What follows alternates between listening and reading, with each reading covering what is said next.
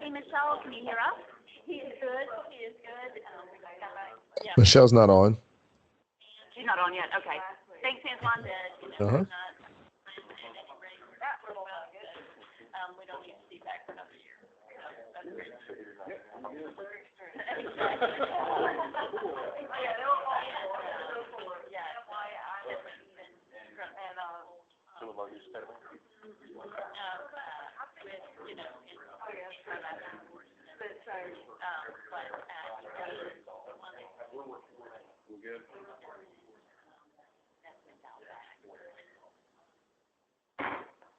All right, we'll call the meeting to order.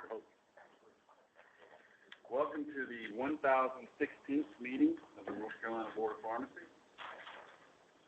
The first thing on the agenda, let's first of all welcome any guests that we have today. I know we have Danny from UNC and Lindsay from Campbell, both fourth-year students. We also have a Creighton student who come here all the way from Omaha, Nebraska. Wow. Just for the meeting. Wow. She gets the sticker then.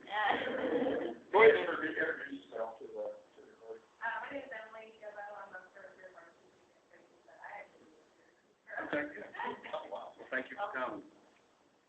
And we have the Honorable Andy Bowman. I don't know about the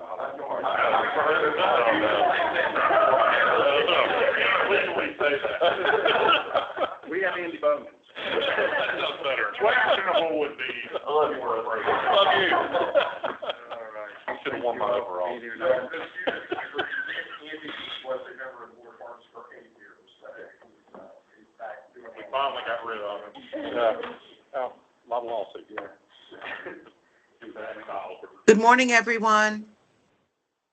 Hi, Michelle. Hey, Michelle. Good All right, morning. For the first item on the agenda, I guess we need to read the ethics statement. Yes. The ethics statement says, in accordance with the State Government Ethics Act, it is the duty of every board member to avoid both conflicts of interest and appearances of conflict. Does any board member have any known conflict of interest or appearance of conflict of interest with respect to any matters coming before the board today? If so, please identify the conflict or appearance of conflict and refrain from any participation in the particular matter involved. Nothing was noted from the group. All right. I guess now next thing is to consider the meeting minutes from the September 2024 meeting. Minutes are in the packet. Does everyone have an opportunity to look over those? Are there any corrections, deletions, changes at all? All right, I have a motion to accept. Can I get a second? Second. Any further comment? All right. Hearing none, all those in favor of accepting the meeting minutes as written, signify by saying aye. Any opposed? Aye. Nay? All right, carried. All right, so the next item on the agenda are the financial reports. And I am a tour substitute for J.P. Brown today on the financial report. We've got the monthly financial report for the month ending September 30th, 2024. J.P. did just complete the October report. Substantively, they are the same as you would expect. We're showing positive variations from budget on operating income. It's just licensing components, and that continued for October.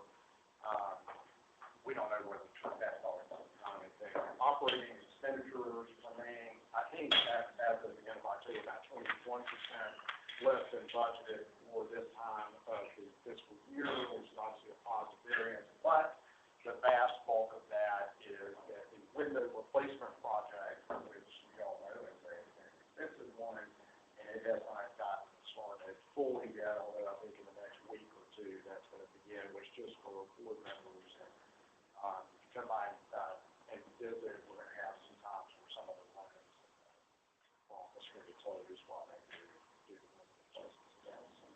Starting soon, but financial health is very, very good. I'm happy to attempt to answer any questions you might have or refer them to JP for follow-up with you.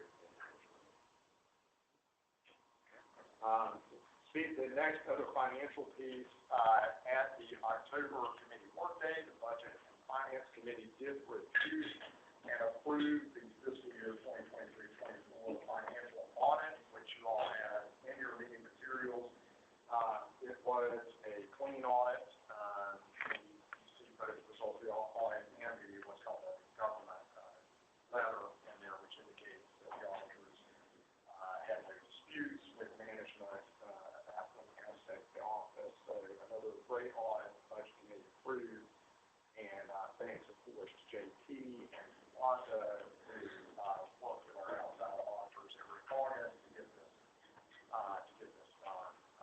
Always pleased to have that. This audit has been submitted as it is required to be submitted to various state agencies. We submitted that, well, actually our auditors submitted it to us shortly after the meeting. Clint, do we need I don't think we need a motion to ratify what the Budget and Finance Committee did because they delegated this to the Budget and Finance Committee. It wouldn't hurt. Okay. All right. Nobody's ever gotten in trouble for voting too much, Yeah. except the Anson County Commissioners. I don't know about you. Personally, suggestion is it would be, if some members are inclined to make a motion to ratify the Budget and Finance Committee decision. Do we have a motion to ratify the Budget and Finance Committee decision to accept the budget? So moved. Second. All right. Motion and a second. Any comment, questions? All right, hearing none. All those in favor, signify by saying aye. Aye. And thank you to the Budget Aye. and Finance Committee, especially to go over that. That carries. Thank you. All right, so the next item on the agenda is the licensing report. I guess this is Missy. Yep, I'm just gonna do a verbal update, no handouts needed, renewals going smoothly. We have about 2,800 pharmacists that have used, 2,700 techs, 1,500 pharmacies, so things are going. Board members, if you hear from anyone that we've not been getting a lot of calls, and trust me, no calls is good calls, so I can't really deal with that. Obviously, if you hear from anybody who runs into any snags, all they do is have to reach out to us. Yep, and we have, on the new website, Kristen has a great FAQ section, and it's for all of the renewal FAQs for all categories, and it's got my name at the top there. Are there any more questions, comments for the licensing report? All right, moving on along to the investigative and inspection report. Sorry, Jay just got the crap out of my face. Okay. Sorry. So Cindy ran our stats, and so far as of November 8th, we have signed out 392 cases. As you can see, the percentage breakdown, most of them, a large percentage of them are error and omission. The other large percent is procedure legal, and then pharmacy follow-up, AOC charges, diversion, application charges, incident report, and then non-disclosed charges. All of it at the end. What are the applications? Somebody calls stop apply. So if somebody reports on their application that they've been charged with any discipline or criminal charges, then we investigate that just like we do with the AOC case. Right, it doesn't mean they don't get approved, it just means, we triage them. Okay. All right. No. And for the students in the group, we see AOC, that's not the congressperson, AOC means administrative office of the courts. That's the North Carolina system that we, and just so the students are aware of that, Big Brother always watching you, that every night we run a report through the North Carolina office, and any one of our licensees or registrants who has been charged with a crime or something that's happened on the criminal docket, we get a daily report. Don't bring crime. Right. Yes, don't get a DUI.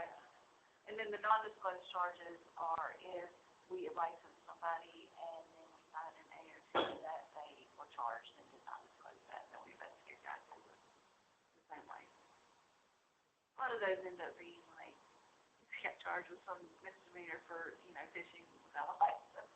So we send those letters of warning. Don't get charged with that. So far this year, we have conducted a total of 690 inspections. Pharmacy, we've done 566, and DME, we've done 124 inspections. We've had 26 voluntary surrenders, 20 technicians, and 6 pharmacists. We have, as of November 8th, which is there on the one. Questions about investigative staff?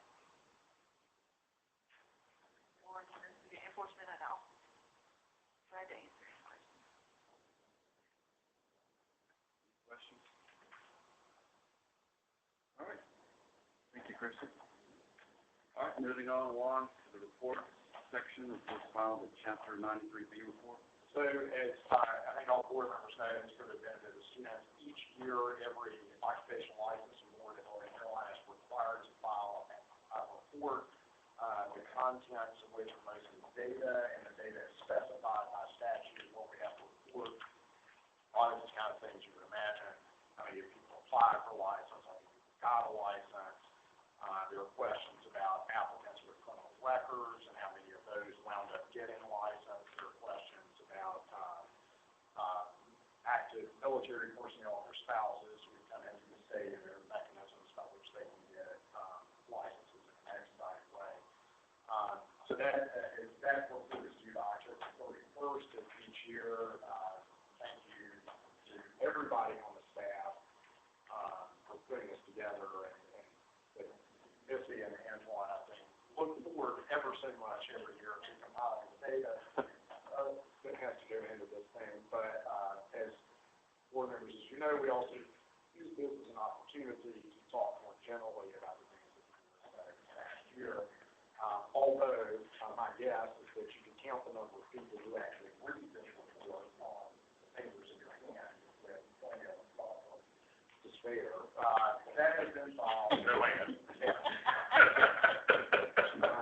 Which fingers? That's been filed, and it reflects a good and busy year, and fiscal year 2023. But I would encourage you, and for the students too, there are interesting, to some degree at least, statistics and reports on the number of pharmacists, where they're practicing, the number of pharmacists, all that kind of thing. You have this sort of a curiosity about the types of practice in North Carolina and where people are in those. You can find those in there. So that has been filed. I'm sure you all keep a copy on your night's bench or a daily devotional reading. We'll do it all again. Relatedly, and this was mentioned yesterday, we're talking, as Point gave you the training update toward the end, sort of toward the end of the session, only in session 2024, you had that ended, but the legislature passed State Law 2024-45,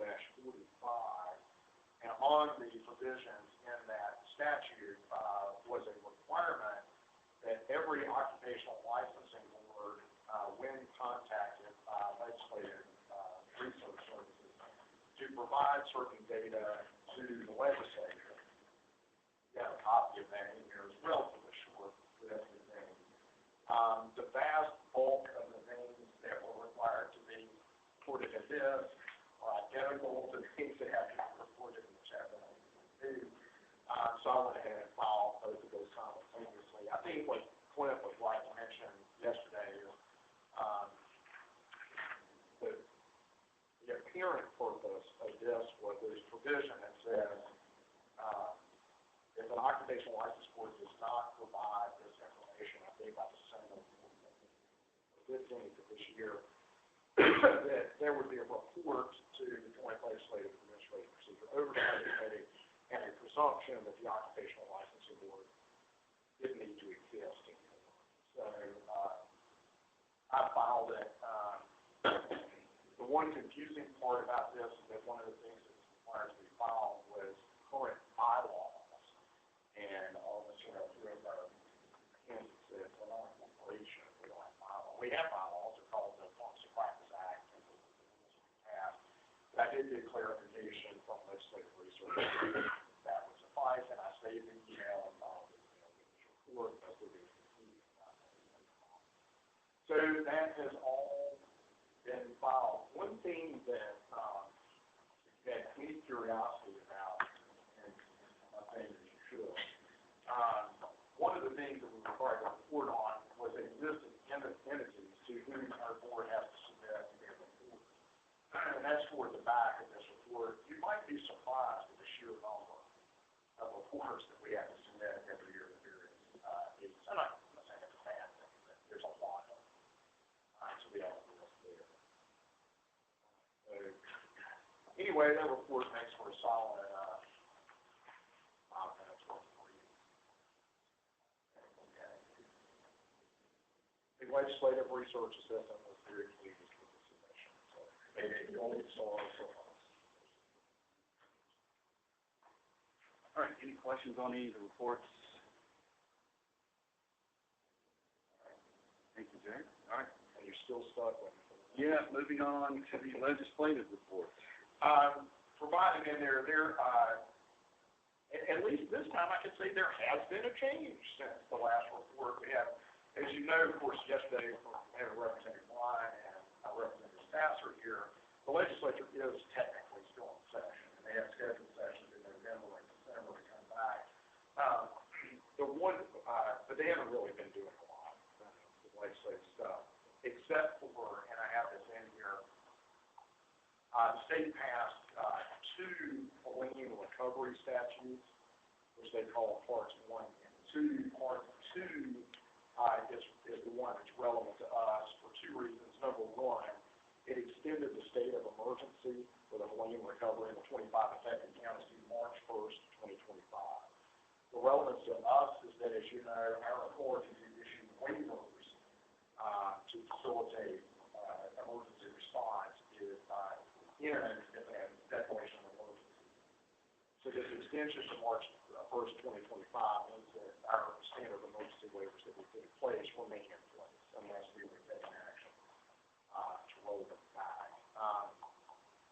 The other thing, though, that I need your input on, the statute authorizes but doesn't require occupational licensing boards to delay renewal dates of licenses essentially for residents of the affected area if due to the impact hurricane claims and the public interest, et cetera, and on or before March 1st, each board shall report to a couple of legislative committees on whether they use that flexibility. I think that there are some boards that don't do an annual license renewal, they do a rolling license renewal, no matter what more than one. I think that's really what this is aimed at. If somebody's in the affected counties and they're just coming up, maybe give them a break on that. But we could extend renewals, but let me tell you why I'm suggesting we don't need to do that. As you all know, the Pharmacy Practice Act allows what's called the 60-day grace period to renew without penalty, which pushes to March 1st anyway. So if somebody's got a delay on renewing their license, it's okay. They're still going to end the emergency period ends March 1st. So I don't think there's any reason to wait that. Okay. Yeah, make a comment or suggestion on it. I mean, I agree. I don't think there's any need. March 1st should give folks plenty of time. But is there a way that we can make him, some people, I mean, even though it's well documented that okay. Yeah, just send it out, maybe, and would that count for like continuing education? Maybe folks that plan to do like a live CE and were offended by that. We'll always, well, I'm not going to say all that. I would, folks, what anybody call it and say, if they're having trouble, is there a legal fee? Yeah, I get it. But I take your point. Well, yes, after that communication is from yeah.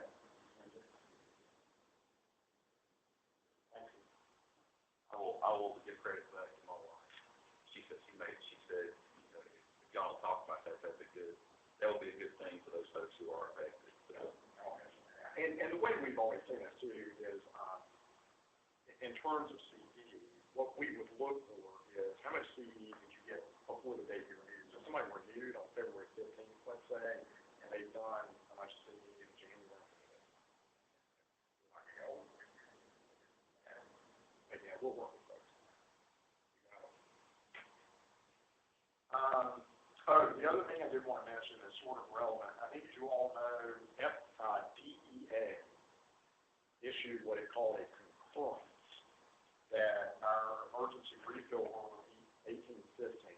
And that's the rule that allows ours to do a one-time emergency refill of up to a 90-day supply of a drug if the prescriber cannot provide that service. That is specifically designed for national disaster. It's always been a question. I mean, the rule itself only says you can't do that for Schedule II drugs. It's silent as to C3s through 5s. I know that federal, and I think they're right, federal lawyers, you can't read prescriptions for controlled drugs, but DEA and contact DEA, and they issued a concurrence, is that they agreed with the use of this rule to provide one-time emergency refills for 5s. We published that out. The end date for that concurrence was November 4th. 10 days before the 4th, at the invitation, I said, would you please consider extending this to March 1st? The emergency is going to extend it to March 1st. They are still considering that, but my last communication with the DEA was it's okay for folks to continue to operate under the concurrence unless until we say something different. So I published that, and I don't intend to call DEA back because they already said we can continue to say something different. And maybe use the students on that. So we've had that. That's why I'm sorry for this. It all spins out of that Disaster Recovery Act. Everything else, you have updates on bill dates that are still technically pending. And of course, you heard from Representative Satchel yesterday, what's their recommendation. Any questions, comments on the legislative report? All right, moving on to rulemaking. So no rulemakings are currently pending, and no rulemakings have concluded that requiring action by this board. But just a report, as I think you all know, we discussed an amendment to the health system permitting rule and to the emergency department dispensing rule have been completed and are effective as of November 1st. Thank you to Councilor Pinion down there who did, as he always does, a terrific job of working with all the city staff council to solve technical correction requests. As we discussed yesterday, and as part of our other stuff, there's I now got good direction from you all about what to communicate to the health systems about when we're going to expect any change permits that are required as a result of COVID-21, and we'll be expecting those by the end of 2026. And then I put out information about the revised. Thank you to Wallace and to Chris and our members of the Health System Review Committee. This was one of the action items that came out of that. All right, any questions on rulemaking, the additions, comments? All right. Hearing none, we'll move on then to the board elections for the Northeast and Central Districts. Just letting you know, as certainly Ashley and Wallace know, and I'm sure everybody else knows, there's a election underway. Kristen has done her usual excellent job collecting the materials from the candidates and getting all this posted. These are, I think, I think it's probably the most candidates we've ever had in an election. There are maybe 8 in Northeast and 7 in Central. So a lot of candidates, a couple of good ones sitting right here in front of us. That's all underway. As I think y'all know, we don't give sort of running updates on the election for the obvious reasons, but I got any complaints, but just as you talk to your friends and colleagues who are reviewing, we will be sending out reminders periodically to all pharmacists about the ability to vote. But students, the way we do voting for board members is the voting period runs concurrently with the license renewal period. So you log on to renew your license, you have a tab there, G you can click on it, take you right to the voting. Voting historically, not great in terms of percentage, but,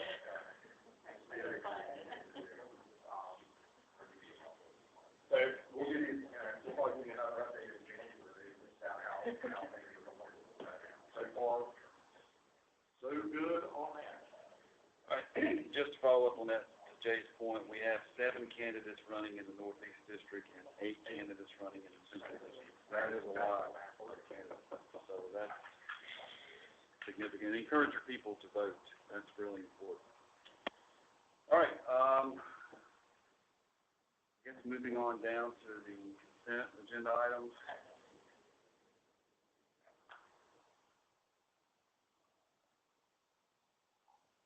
Anything else from that, Jay? No, we would just need, if there's not anything that the members wish, any of those staff issued letters this morning, if any individual member would like to discuss those further, now would be your perfect time to make a motion to accept.